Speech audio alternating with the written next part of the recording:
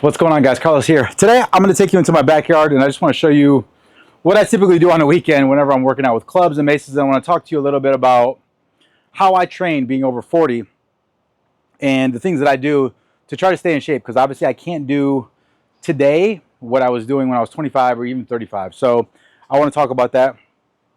Right now I'm actually, for those that know me, know I grill out quite a bit. And I have a beef roast that's on right now, and I got to pull this off here in a little bit. But I'm a huge fan of the green egg. So right now I have this at, I have two thermometers in there. One's at 104, one's at 95. 115 is what the final temperature is that I want it to be, but we'll pull that off here in a minute. I got some salmon I'm going to throw on as well. But I mean, what I mainly wanted to talk about was you know, just my everyday lifestyle and like how I choose to live and how I choose to train, you know, after the age of 40. Like, things have just changed as far as like what I can do. The majority of my training usually is steel club and steel mace training, and kettlebell training as well. I'll be honest with you, I've been leaning more toward the steel club and steel mace lately versus my kettlebells, just because I've really just been enjoying the low intensity of workouts. Look at that salmon.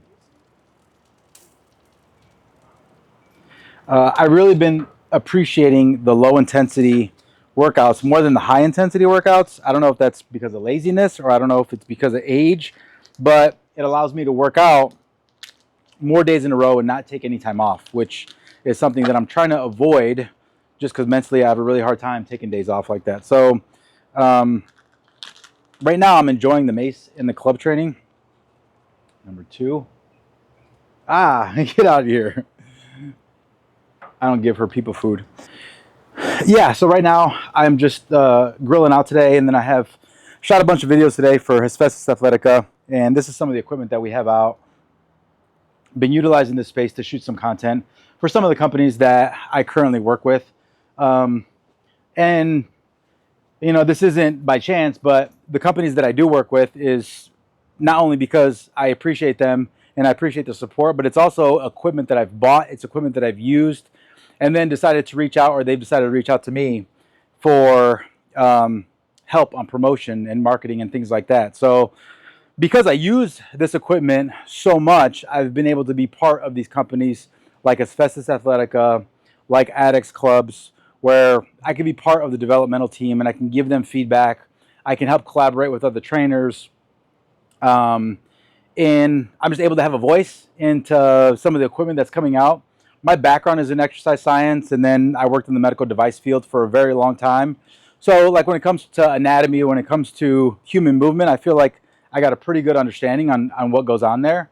So being able to have a relationship with these companies that talk about human movement, that deal with human movement, is something that I really appreciate, and it's something that I really enjoy. You know, these rotational movement patterns, I really appreciate, and I see my dog, so I'm going to be careful about what I'm doing here, because what you don't want to do is hit your animal, right, girl? Come here, mama. This is little Sombra. I just got her 2 months ago, June 10th. I adopted her from the Humane Society here in Broward County. And quick story about her. I was originally going to adopt a German Shorthair Pointer. I had put money down to get a German Shorthair Pointer, and the baby was supposed to be born August. And the mother had complications, and I wasn't able to get the dog. And I said, you know what, no big deal. Let me just go to the Humane Society, and we all know how this story ends. Let me go to the Humane Society and let me see if there's anything there that would, maybe I want to adopt, right? We've adopted dogs when I was kids. You know, my parents adopted dogs when I was younger. So I was like, you know what, let me go check it out and let me see. She tastes that salmon that was on my hands. Let me go check it out and let me see if there's anything there. Went there once, didn't really find anything. Went there twice, didn't find anything. And then the third time I went, all the dogs were barking, and then she was actually in one of the crates there with her brother, who was identical. Her brother was crazy, wild, and so were all the other dogs there, which, you know, is understandable. But she had this like look on her face where she was just like Can you stop messing around and can we go home now? So, I mean, it was like a Wednesday. I didn't have a crate. I didn't have dog bowls. I didn't have a bed. I had nothing. And I had a conference call that I had to get on in 45 minutes. So I was like, guys, I want her. However, I have nothing right now. So you got to give me a minute. And at the time, they were going to close at 6 o'clock. It was like 4:30 or something like that. And I was like, guys, can you please stay open? They're like, don't worry about it. You can just come tomorrow and get her. You can just come. That's one of the benefits of these things having rubber coating on them, is that when you get hit, it doesn't hurt. But they were like, just come back tomorrow and pick her up. And I was like, guys, respectfully, I appreciate you guys treating her well and feeding her and doing all the good things for her. But respectfully, I don't think she wants to be here. So I was like, let me get her out of here now. We'll figure it out. And that's exactly what we did. Sombra, here, girl. Mama. Mama, come here. Sombra, here. Sombra. There's a cat over there. There's 2 baby kittens. Come here, Mama. Come here, Mama. We're talking about you. She's in obedience training right now. Actually, you know who's doing her obedience training is Donnie, the owner of Addicts. His wife is a dog trainer. She's an amazing dog trainer, Lisa. And I've been doing obedience classes with her, trying to make sure that she's not a crazy dog and not annoying. Right, Mama? Come here. Come here. Anyway, no, but when it comes to training over the age of 40, I've had to change things up. So a lot of what I do is usually time under tension. I love doing the 30 seconds on, 30 seconds off, 45 seconds on, 15 seconds off.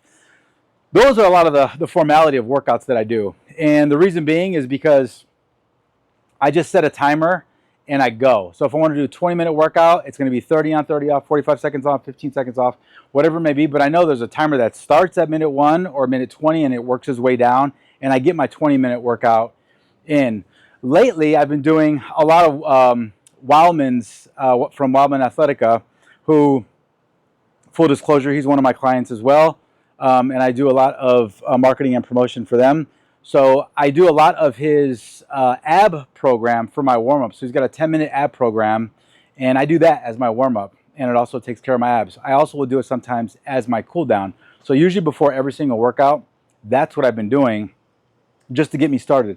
A lot of us that work out at home, we don't have a coach to report to. We don't have a start and stop time. There's no class schedule. There's no one to hold us accountable. So for me, getting the workout started is the most difficult thing. So if I can do something to get the workout started, then, or something that motivates me in order to get the workout started, then that's what I do.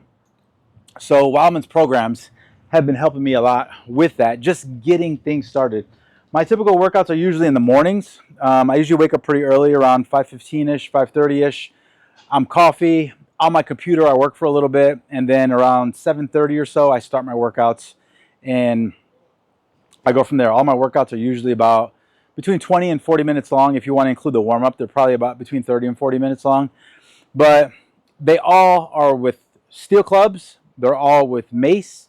They're all with strongman sandbags. I've been using those a lot as well. Just for my heavier days, once a week I do try to go heavy, where I push myself, you know, on my RPE scale, rate of perceived exertion. My club training, I'll say, is between a 4 and a 7, depending on the day on an RPE scale.